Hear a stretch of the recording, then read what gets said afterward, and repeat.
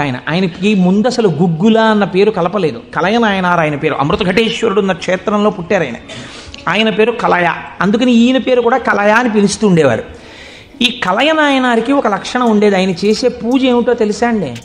ఆయన ఎప్పుడు భగవంతుడి దగ్గర కూర్చొని అనుకునేవాడు, సుగంధిం పుష్టివర్ధనం అంటారు కదా, త్రయంబకం అని పిలుస్తారు కదా, 3 కన్నులు ఉంటాయి కదా, ఆయన వస్తుంటే సువాసనలు వస్తాయి కదా. ఆనాడు మార్కండేయుడు శివలింగాన్ని గట్టిగా కౌగిలించుకుని చంద్రశేఖర చంద్రశేఖర చంద్రశేఖర పాహిమాం అని అంటుండగా యమధర్మరాజుని శిక్షించి మార్కండేయుడిని రక్షించడానికి శివలింగంలోంచి ఆవిర్భవించాడు కదా. ఆవిర్భవించినప్పుడు శివుడి కన్నా ముందు శివుని యొక్క సువాసనలు మార్కండేయుడు పీల్చి ఉంటాడు కదా. శివుడు వచ్చేసాడని పొంగిపోయి ఉంటాడు కదా. సుగంధిం, ఆ సువాసనలు వస్తుంటే ఎంత పొంగిపోయి ఉంటాడు కదా మార్కండేయుడు. నా పూనిక ఫలించింది, వచ్చేసాడు పరమాత్మ, అదిగో శంకరుడు, అదిగో సుగంధిం, సువాసనలు వచ్చాయి అని ఆ చంద్రశేఖర చంద్రశేఖర అన్నది ఒక్కసారి ఆపేసి ఏడి శివుడిని ఆ సువాసనల వంకి ఇలా చూస్తూ నిలబడిపోయి ఉంటాడు కదా. కాబట్టి శివుడి యొక్క సువాసన అలా ఉంటుంది కదా అని పొంగిపోతూ నేను అలాంటి వాసన పీలుద్దామని ఆయన మహైశ్వర్యవంతుడు కలయనాయనార్ రోజు ఇంత గుగ్గిలం పట్టుకొచ్చి ఆ గుగ్గిలం వెలిగించి గుగ్గిలం ధూపం వేసేవాడు. ఆ ధూపం అంతా పూజ గదంతా నిండిపోతే అందులో కూర్చుని మార్కండేయుడు ఇలాగే వాసన పీల్చి ఉండి ఉంటాడు. ఆనాడు అర్జునుడు గబగబా వెళ్ళి తన గాంధీవం ఎత్తి కొడుతున్నప్పుడు శివుడి దగ్గరికి వెళ్ళినప్పుడు వాసనలు ఇలాగే వచ్చి ఉంటాయి అని ఆ వాసనలు పీలుస్తూ కళ్ళు మూసేసుకుని ఇవే శంకరుడి శరీరంలోంచి వస్తున్న వాసనలు, ఇక్కడే శివుడు ఉన్నాడని రోమాంచితం అయిపోయి పరవశించిపోతూ సమాధి స్థితిలోకి వెళ్ళిపోయేలా ఉండిపోతుండేవాడు ఆయన. మీరు చూడండి, భగవంతుణ్ణి పట్టుకోవాలనుకున్నవాడు ఏమంటే మాకు పూజ కుదరట్లేదండి, మాకు ఈ స్తోత్రం రావట్లేదండి అంటాం మనం. మన బతుకంతా ఎక్కడ ఆగిపోతుందంటే దీపంలో 2 ఒత్తులు వేయాలా, 1 ఒత్తి వేయాలా. నిజంగా తరించిపోయిన వాళ్ళు తరించిపోవడానికి ఎన్ని మార్గాలు వెతుక్కున్నారో చూడండి. ఆయన సువాసనలు పీలుస్తూ రమించిపోయాడు. శంకరుడు చూశాడు, వీడు రోజు గుగ్గిలం పట్టుకొచ్చి వేసి ఇన్ని రకాల దర్శనాలు చేసేస్తున్నాడు రా, గుగ్గిలం పొగ అడ్డం పెట్టుకుని. ఎంత చిత్రం రా ఇది, గుగ్గిలం పొగకి వీడు సమాధిలోకి వెళ్ళిపోతున్నాడు. అసలు ఈ గుగ్గిలం కొనలేని స్థితి తెస్తే ఏం చేస్తాడో చూద్దాం అనుకున్నాడు. ఐశ్వర్యం అంతా క్షీణింపచేశాడు. ఆయనకి మనస్సు శివుడి మించి పోలేదు. ఎలాగో అలా నానా కష్టాలు పడి ఇంత గుగ్గిలం తెచ్చి శంకరుడికి వేసి ఆ వాసన పీల్చేటప్పటికి సమాధిలోకి వెళ్ళిపోయాడు. ఇంక ఏముంది, మనస్సు అలవాటు పడిపోయి ఇంత పొగొచ్చేటప్పటికి అంతే సమాధిలోకి వెళ్ళిపోతాడు. ఎంత తేలికండది. అగరత్తు వెలిగించకుండా ఉంటాం కదా, అగరత్తు వెలిగిస్తే గుగ్గిలం అయినా సమాధిలోకి వెళ్ళిపోతాడు అంతే. ఈ స్థితి చూసి శంకరుడు భార్యాబిడ్డలు తినడానికి కూడా అన్నం మెతుకు లేకుండా చేశాడు. చూద్దాం ఏం చేస్తాడు. భార్యాబిడ్డలు పస్తులున్నారు. అన్నమో రామచంద్ర అని ఆ భార్య మహాపతివ్రత. ఆవిడ తన మెడలో ఉన్నటువంటి మంగళసూత్రాన్ని తీసి నాయనారికి ఇచ్చి, అయ్యా మీరిది పట్టుకెళ్ళి వెలకట్టి అమ్మించి డబ్బు పట్టుకుని రండి, దాంతో మనం కొన్నాళ్ళు భోజనం చేద్దామని. తప్పకుండా తీసుకొస్తానని ఆ మంగళసూత్రాలు చేతిలో పట్టుకుని శివ శివ శివ శివ అని సంతోషపడిపోతూ వెళ్ళిపోతున్నాడు. శంకరుడు ఒక పెద్ద బండిలో గుగ్గిలం బస్తాలు వేసుకుని ఎదురొచ్చాడు. మళ్ళీ దొరకవుట గుగ్గిలం, అందుకని చెప్పి బస్తాలు కొనుక్కెడుతున్నాను, ఎవరైనా కావాలంటే కొనుక్కోండి అని అరిచాడు. అమ్మ బాబోయ్, గుగ్గిలం దొరకదటని చెప్పి ఈయన గబగబా మంగళసూత్రాలు ఇచ్చేసి గుగ్గిలం బస్తాలు కొనేశాడు. పోనీ గుగ్గిలం దొరకదంటున్నారు, ఇంటికి పట్టుకెళ్ళి ఈ గుగ్గిలాన్ని దాచుకుని రోజు ఇంతంత వేద్దాం అనుకున్నాడా? నిజంగా నాడు శంకరుడు వస్తుంటే సుగంధిం పుష్టివర్ధనం ఇదొక్కటే ఆయన సమాధికి కారణం. ఇంత గుగ్గిలం వెలిగించి మధ్యలో కూర్చుంటే అసలు నిజంగా శంకరుడు విరాట్ రూపంతో వచ్చేసినట్టు ఉండదు. కాబట్టి ఈ గుగ్గిలం అంతా వెలిగించేస్తానన్నాడు. ఇంట్లో వెలిగించేస్తే బాగుండదు, పొగలు వచ్చేస్తాయి. ఓ గుడిలోకి పట్టుకెళ్ళి వెలిగించేస్తే బాగుంటుందని ఈ గుగ్గిలం అంతా వేసుకుని ఓ గుడికి పట్టుకెళ్ళి ఈ గుగ్గిలం అంతా వెలిగించేసి దాని మధ్యలో కూర్చొని సమాధిని పొందేసి కడుపులో ప్రేగులు నకనకలాడిపోతున్నాయి. తెలియదు, ఆకలి తెలియదు, శరీరం నీరస పడిపోయింది, శరీరం అంతా నొప్పులు పెట్టేస్తోంది, తెలియదు. ఇంట్లో భార్య బిడ్డలు శోషించి పడిపోయే స్థితి వచ్చింది, తెలియదు. ఆ పొగ మధ్యలో సమాధి స్థితిని పొందాడు. ఇప్పుడు నా భాషలో చెప్పాలంటే భగవంతుడు ఓడిపోయాడు. పరీక్ష పెట్టగలడా? ఏం పరీక్ష పెడతాడు? కాబట్టి చూడలేకపోయాడు ఆయన. అమ్మ బాబోయ్, ఇదెక్కడ భక్తి రాని గబగబా కుబేరుణ్ణి పిలిచాడు. కుబేరా, ఇలా నా పక్కన ఎన్నాళ్ళు నించుంటావు, నాకేం అవసరం లేదు.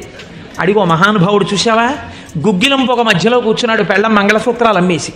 వెంటనే వెళ్ళి ఆయన ఇంటిని బ్రహ్మాండమైనటువంటి అంతఃపురంగా మార్చేయి, భార్యకి బిడ్డలకి భూమండలంలో లేనంత ఐశ్వర్యాన్ని ఇచ్చేయి, ముందు ఉత్తరక్షణం వాళ్ళకి షడ్రశోపేతమైన భోజనం పెట్టు అనేటప్పటికి వాళ్ళ ఇల్లు మారిపోయింది, షడ్రశోపేతమైన భోజనం వచ్చింది. అయ్యో భర్త గారు ఎక్కడికి వెళ్ళారో అనుకుంటోంది ఆవిడ. అశరీరవాణి వినపడింది. అమ్మా, నీ భర్త భక్తి ముందు లొంగిపోయాడమ్మా, శంకరుడు మహదైశ్వర్యం ఇచ్చేశాడు నీకు. ఆయనో అన్నం తిందామన్న ఆలోచన లేదు, ఆ గుగ్గిలం పొగలో కూర్చుని ఉన్నాడు. ఇలాగ కూర్చునుంటే ఇప్పుడు ఎవరు మాట్లాడాలి, ఒరే నాన్న అన్నం తినరా అని. అమ్మా నాన్నగారు కోరుకున్న కోరికోటి ఉంది, నువ్వు ఎలా అయినా డాక్టర్ అయిపో. ఇంజక్షన్ చేసేసారు ఆ పిల్లకి. 3 ఏళ్ళు అయిపోయినా, 4 ఏళ్ళు అయిపోయినా, 21 ఏళ్ళు వచ్చేసినా, ఇప్పుడు నేను MBBS చదివితే రేపు పెళ్లి కొడుకు దొరుకుతాడా అని కూడా చూసుకోకుండా తల్లిదండ్రుల కోరిక తీర్చడం కోసమని వ్యగ్రతతో చదివేసిన పిల్లలా ఇప్పుడు ఆ తల్లిదండ్రులే వచ్చి చూసే అన్నం తినవే, అలా చదవకే ఆరోగ్యం పాడైపోతుంది అన్నట్టు ఎవడు పరీక్ష పెట్టాడో వాడే దిగొచ్చాడు. దిగొచ్చి ఎవడు ఆ త్రయంబకం నిజంగా సువాసనలు వచ్చి ఆనాడు మార్కండేయుడు బాహ్య స్మృతిని పొందాడు, ఈయన పొందలేదు, పొందకుండా కూర్చున్నాడు. ఇప్పుడు ఆ పరబ్రహ్మం ముట్టుకోవలసి వచ్చింది. ముట్టుకుని కదిపాడు. ఓయ్ కలయా అని పిలిచాడు. పిలిస్తే ఆయన గభాలన బాహ్య స్మృతిని పొంది అబ్బా శంకరుడు వచ్చేసాడన్నాడు. నిజంగా కనపడితే ఇలా అరుపులు కేకలు ఉండవు. కందులంబట నీరు కారిపోతూ ఆ స్వామి పాదాల మీద పడిపోయి ఏ సుగంధిం పుష్టివర్ధనం అన్నాడు. ఆ సువాసన పీలుస్తూ అలా పడిపోయి ఉండిపోయాడు. శంకరుడు భుజాలు పట్టుకుని లేపి, ఒరే నాన్న, నువ్వు ఇంటికి వెళ్ళింత అన్నం తినరా, నా కడుపు నిండుతుంది, తొందరగా బయలుదేరరా నాయన, ఇక్కడ ఎన్ని నైవేద్యాలు పెట్టినా నాకు వంట పట్టట్లేదురా, నువ్వు ఇలా పడిపోతే తొందరగా వెళ్ళరా బాబు, నీకు ఎక్కడ లేని ఐశ్వర్యం ఇచ్చేశాను, కావలసినంత గుగ్గిలం వేసే, ముందెళ్ళి అన్నం తినన్నాడు. అప్పుడు ఆయన ఇంటికి వెళ్ళాడు. ఇంటికెళ్ళి షడ్రశోపేతమైనటువంటి భోజనాన్ని నాయనార్ స్వీకరించాడు. దీన్ని గుగ్గిల నాయనార్ అంటారు పెరియ పురాణంలో. ఎందుకంటే శివపురాణం చెప్పుకుంటూ నాయనార్ల చరిత్రని అనుసంధానం చేసి ఉత్తరాయణ పుణ్యకాలంలో నాయనార్ల గురించి వింటే పార్వతీ సహితుడైనటువంటి ఆ పరమశివుడు పొంగిపోయి పరవశించిపోతాడు. అందుకే లౌకికమైన ఉదాహరణలు మానేసి అవసరమైన చోట నాయనార్ల చరిత్రలే కలిపేద్దాం. ఇలా 63 మంది నాయనార్ల గురించి నేను చెప్పగలిగితే నా జన్మధన్యం అయిపోతుంది అని ఒక నాయనార్ని కలిపాను ఇవాళ. కనుక ఒకనాడు ఒక విచిత్రం జరిగింది. భక్తి అంటే ఎంత చిత్రంగా ఉంటుందో చూడండి. ఈ గుగ్గిల నాయనార్ జీవితంలోనే ఆ పక్కనే ఉన్నటువంటి రాజ్యంలో ఒక శివలింగం ఒకటి ఉంది. ఆ శివలింగం మొన్నను మేము కంచి వెళ్ళాం. ఆ కంచి వెళ్ళినప్పుడు శివలింగం ఇలా ఉంటుంది, గొట్టంలాగా కింద వెడల్పుగా ఉంటుంది, పైకి వెళ్ళే కొద్దీ సన్నగా ఉంటుంది. అటువంటి శివలింగం ఒకటి బాగా ఎత్తుగా ఉన్నటువంటి పీఠం మీద ఉంది. ఒక చిన్న పిల్ల ఆ శివలింగం దగ్గరికి వెళ్ళింది. అరమరిక తెలియని పిల్ల. ఆ పిల్ల వెళ్ళి చేతిలో ఒక తుమ్మి పువ్వు పట్టుకుని వెయ్యాలనుకుంది. ఆ పీఠం పట్టుకుంది, ఎగిరింది, ఎక్కింది, అందలేదు.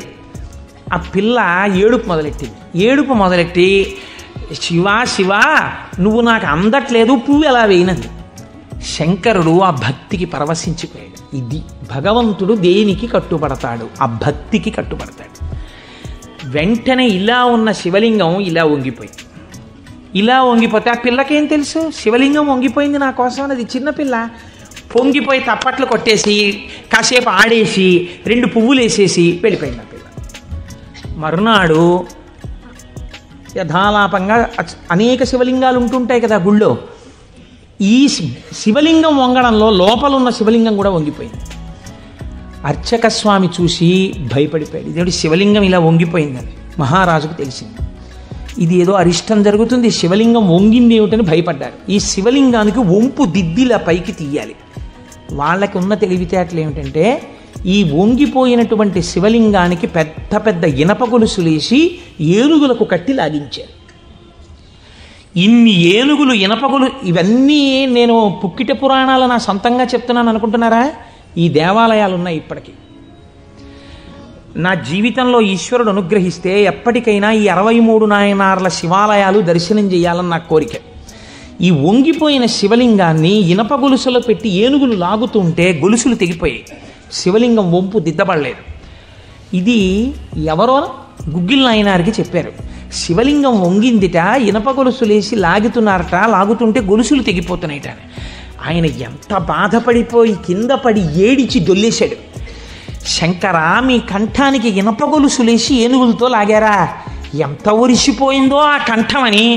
అంతే, విన్న చోటు నుంచే పరిగెత్తి పారిపోయాడు పక్క రాజ్యానికి. పారిపోయి గుళ్ళోకి వెళ్ళి అన్నం లేదు, నీళ్లు లేవు, ఒగరుస్తూ ఒంటి నిండా చెమటలు పట్టుకుని, ఈశ్వర, మీకు జరిగినటువంటి అపరాధం నా శరీరమునకు పొందేటటువంటి ఖేదంతో పోవాలని మీ వంపు దిద్దడం కాదు, మీ వంపు దిద్దడానికి మీకు ఇనప గొలుసు లేచి లాగినప్పుడు మీ కంఠం నొక్కుకుని ఉంటుంది, ఆ శిక్ష నేను అనుభవిస్తానని ఒక గొలుసు, తన మెడలో ఉన్నటువంటి గొలుసుని శివలింగపు వంపుకేసి గట్టిగా లాగాడు. తన కంఠం ఒరిసిపోయి తెగాలని. తన కంఠం తెగలేదు, శివలింగం వంపు ఇలా పైకి లేచిపోయాడు. ఆ వంపు దిద్దినటువంటి వాడు గుగ్గిల నాయనారు. ఇప్పుడు మీరు నాకు చెప్పండి, బ్రతికున్న నాళ్ళు గుగ్గిల నాయనారు ఏం చేశాడు డబ్బు సంపాదించడానికంటే ఎవ్వరికీ తెలియదు. ఇంట్లో పర్సులోంచి 10 రూపాయలు తీస్తే 1000 రూపాయలు మళ్ళీ ఇంకో రూపంలో వచ్చేస్తుండేవి. అంత చిత్రంగా ఆయన మహదైశ్వర్య సంపన్నుడై, అందుకే అంటారు శాస్త్రంలో, ఐశ్వర్యము కావాలన్నవాడు శివారాధన చెయ్యాలి. శివారాధన అపారమైన ఐశ్వర్య హేతువు. అందులో దక్షారామం లాంటిదైతే గొప్ప భోగస్థానం కూడా. అంత ఐశ్వర్యంతో జీవిస్తూ శివభక్తిని విడిచిపెట్టలేదు. శివభక్తితో ఐశ్వర్యంలో ఉన్నాడు. అంత్యమునందు తేలికగా శరీరం విడివడి హాయిగా పరమశివుని యొక్క పాదములలో కలిసిపోయాడు. ఇప్పుడు మీరు చెప్పండి, అమరకోశంలో మహానుభావుడు అమరసింహుడు శివశబ్దానికి సజ్జనుల యొక్క మనస్సు రమించేటటువంటి స్వరూపము కలిగిన వాడు అని శివశబ్దానికి అర్థం చెప్పడంలో ఎంత గంభీరమైన అర్థం ఉందో మీరు చూడండి. శివశబ్దము సజ్జనుల యొక్క మనసు రమించు స్థానము. ఎలా రమిస్తుంది, దేనివల్ల? దానికి ఈ కారణం ఆ కారణం అని చెప్పడం కుదరదు. మీకు మనస్సుంటే, భక్తి ఉంటే ఒక్క కారణం చాలు. ఏదో ఒక కారణంతో శివుని యందు మనసు రమిస్తే వాడికి సమస్తమైనటువంటి ఐశ్వర్యము కలుగుతుంది. ఇహము నుండి పరము వరకు, మోక్షము వరకు పొందగలడు. కాబట్టి అటువంటి స్థితిని ఇయ్యగలిగినది. 3వ నిర్వచనంలో అంటారు, చేతే సజ్జన మనస్వితివా, సాధువుల యొక్క మనస్సు యందు తానుండువాడు. ఇప్పటి వరకు సాధువులు తమ మనస్సు శివుని యందు పెట్టారు. ఇప్పుడే స్థితి కెడతట. ఇదే భృంగీచ్ఛా నటనోత్కట కరిమదగ్రాహీ స్ఫురన్మాధవ హ్లాదో నాదయుతో మహాసితవపు పంచేషు బాణాధృత సత్పక్షస్సు మనోవనేషు నపునః సాక్షాన్మదీయే మనోరాజీవే భ్రమరాధిపో విహరతాం శ్రీశైలవాసీ విభుహో అని పిలుస్తారు శంకరాచార్యులు వారి శివానందలహరిలో. లోపల ఉండేటటువంటి హృదయ పద్మము పరిశుద్ధముగా భక్తి అన్న తేనెతో నిండి ఉంటే 2 గండు తుమ్మెదలు వస్తాయి. పార్వతీ పరమేశ్వరులనే గండు తుమ్మెదలు వచ్చి విహరిస్తుంటాయి అక్కడ తేనె కోసం. ఇప్పుడు ఎవరి మనస్సు నిరంతరము శివనామము పట్టుకుని రమించిపోతోందో, ఎవరు శృతి ప్రమాణము చేత పరవశించిపోతున్నారో అటువంటి వారి మనస్సు యందు పరమశివుడే వెళ్ళి చేరి ఉంటాడు. అంటే ఆయనే శివుడైపోయి ఉంటాడు. ఇది నోటితో చెప్తే చాలామంది అందుకుని ఉంటారు, కానీ నేను దీనికి కూడా ఒక ఉదాహరణ ఇచ్చే ప్రయత్నం చేస్తాను. చంద్రశేఖర పరమాచార్య స్వామి వారికి నడిచే దేవుడు అని పేరు. మహానుభావుడు, ప్రాతస్మరణీయులు. మొన్నట్నే మేము కంచి కామకోటి పీఠానికి వెళ్ళి స్వామివారి బృందావనం దగ్గర ప్రణిపాతం చేసి వచ్చాం. ఆ సమాధి అన్నమాట వాడరు పెద్దలు. సన్యసించినటువంటి వారిని సమాధి చేసిన చోట పైన తులసి కోట పెడితే బృందావని మీద పిలవాలి. ఇది బృందావనం అండి, చంద్రశేఖర పరమాచార్య స్వామి వారి బృందావనం అనాలి. అలా కాకుండా సమాధి మీద శివలింగం ఉంటే బృందావనం అనకూడదు, అధిష్టానము అనాలి. ఇది రమణ మహర్షి యొక్క అధిష్టానం అండి అనాలి. రమణాశ్రమంలోకి వెళ్ళారనుకోండి, మీరు ఇది రమణ మహర్షి సమాధనో రమణ మహర్షి బృందావనమనో మీరు ఉచ్చరిస్తే మీ యందు దోషం పడుతుంది. అలా అనకూడదు. ఇది రమణుల అధిష్టానము అని పిలవాలి. ఎందుకంటే దాని మీద శివలింగం ఉంటుంది కనుక. అటువంటి బృందావనం చంద్రశేఖర పరమాచార్య స్వామి వారి బృందావనం దగ్గర మేము మొన్న ప్రణిపాతం చేసి వచ్చే అదృష్టాన్ని పరమాచార్య స్వామి మాకు అనుగ్రహించారు. పరమాచార్య స్వామి ఒక మాట చెప్పుకుంటూ ఉండేవారు. ఆయన అనేవారు, నాకు ఎప్పుడైనా చీకట్లో వెడుతున్నప్పుడు ఒక విగ్రహాన్ని చూస్తే నా బాధ్యత నాకు గుర్తొస్తుందనేవారు. ఇదండి రమించడం అంటే, ఇది శివుడు అంటే. మామూలుగా మాట్లాడడం, ఇలా ఉపన్యాసాలు చెప్పడం గొప్ప కాదు. రమించిన హృదయంలోంచి అటువంటి మాట రావడం ఆ వ్యక్తి యొక్క స్థితిని చూపిస్తుంది. పరమాచార్య నడిచి వెళ్ళిపోతుండేవారు. తెల్లవారుజామున 3 గంటలకి వారు నడిచి వెళ్ళిపోతున్నారు. ఒకసారి నడిచి వెళ్ళిపోతుంటే ఒక ఊరి మధ్యలో ఒక కోటు వేసుకున్నటువంటి ఒక వ్యక్తి, వాడెవరో ఒక రాజకీయ నాయకుడు, ఆయన యొక్క శిలాప్రతిమ ఒకటి ఉంది. పరమాచార్య నిలబడి ఒక నవ్వు నవ్వారు. పరమాచార్య నవ్వారంటే దానిలో ఏదో అర్థం ఉంటుంది. ఆయనతో ఆనాడు అంతేవాసులై దగ్గరగా నడిచినటువంటి శిష్యులు ఉన్నారే, వారు అదృష్టవంతులు కనుక వారు దగ్గరగా వెళ్ళి నిలబడ్డారు. ఎందుకు నవ్వారు అని అడగరు కదా. వారు నవ్వి అన్నారు, దీన్ని చూస్తే నాకేం జ్ఞాపకం వస్తుందో తెలుసా, నా బాధ్యత జ్ఞాపకానికి వస్తోంది అన్నారు. అదేమిటండి, ఆ విగ్రహానికి మీకు సంబంధం ఏమిటి అనుకున్నారు విన్నవాళ్ళు. ఆయన అన్నారు, ఈ విగ్రహంలో ఉన్న వ్యక్తి తెల్లవారుజామున 3 గంటలకి ఇలాగే కోటు వేసుకుని నిలబడి ఉండేవాడా అని అడిగారు. అప్పుడు 3 కదా అయింది టైము. తెల్లవారుజామున 3 గంటలకి ఆ విగ్రహంలో ఉన్న వ్యక్తి ఎవరు ఉన్నాడో ఆయన అలా కోటు వేసుకుని నిలబడ్డ కదా. లేకపోతే బహుశా ఇప్పుడు మనం 3ంటికి చూసాం, ఈయన రాత్రి 1 గంటకు కూడా ఇలాగే కోటు వేసుకుని ఉండుంటాడు. అంటే రాత్రి 1 గంటకు కూడా ఈయన బతికున్న రోజుల్లో కోటు వేసుకుని ఉన్నాడా? లేడు. కానీ కోటేసుకున్నటువంటి వ్యక్తిని అందరూ చూశారు బయట. ఆయన బయటకు వచ్చినప్పుడు ఎక్కువగా కోటుతో బయటకు వచ్చేవాడు. కాబట్టి ఇప్పుడు ఆయన్ని చూడగానే రాత్రి చూసినా, పగలు చూసినా, ఉదయం చూసినా, సంధ్యవేళ చూసినా ఆయన జీవితంలో సాధించిన విషయాలు జ్ఞాపకానికి వచ్చి, అందుకు ఆయనకి ఇటువంటి శిలాస్తూపం పెట్టారు అని జ్ఞాపకానికి వస్తుంది. నేనెవరో తెలుసా? పరమాచార్య చెప్పిన మాట.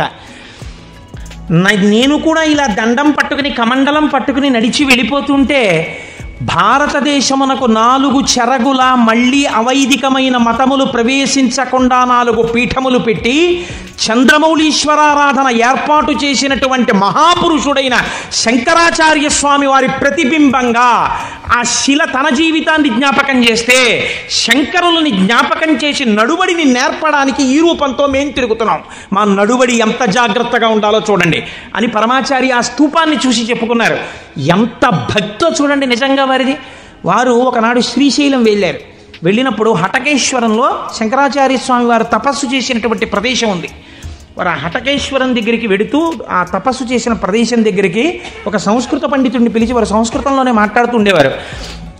ఆయన అన్నారు, చాలా కాలం మఠాన్ని నిర్వహించాను. 13 సంవత్సరాల ప్రాయంలో సన్యసించారు మహానుభావుడు. చాలా కాలం మఠాన్ని నిర్వహించాను. ఉత్తర పీఠాధిపతిని నిర్వహించాను. జయేంద్ర సరస్వతి స్వామి వారిని ఉత్తర పీఠాధిపతిని చేశాను. ఆయనకి కావలసినటువంటి పరిణితి ఏర్పాటు చేశాను. నాతో పాటు ఎన్నో ప్రదేశాలకి తీసుకెళ్ళాను. మఠ నిర్వహణ యందు ఆయనకి కావలసినటువంటి శక్తియుక్తులను గరపాను. ఇంకా ఎంతకాలం ఆ మఠ నిర్వహణ చేస్తూ ఉండను? శంకర భగవత్పాదాచార్య స్వామి ఏ హటకేశ్వరంలో తపస్సు చేశారో నేను ఇంకిక్కడ ఉండిపోయి ఈ హటకేశ్వరంలోనే తపస్సు చేస్తూ ఉండిపోతాను. చాలు, జయేంద్ర సరస్వతి చూస్తారు మిగిలినటువంటి మఠ వ్యవహారాలన్నీ అన్నారు. పరమాచార్య నోటి వెంట ఒకసారి ఒక మాట వస్తే వెనక్కి తిప్పడం అంత తేలిక.